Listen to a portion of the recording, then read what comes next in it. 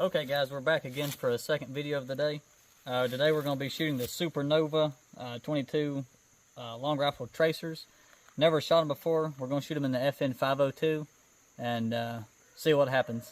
Okay, we're going to take a couple of shots with the tracers and see how the 502 cycles with them.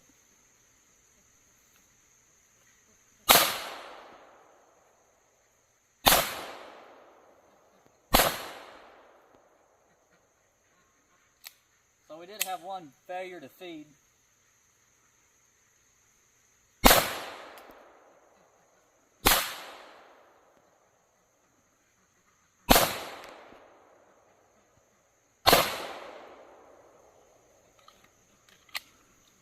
So overall, we had one failure to feed.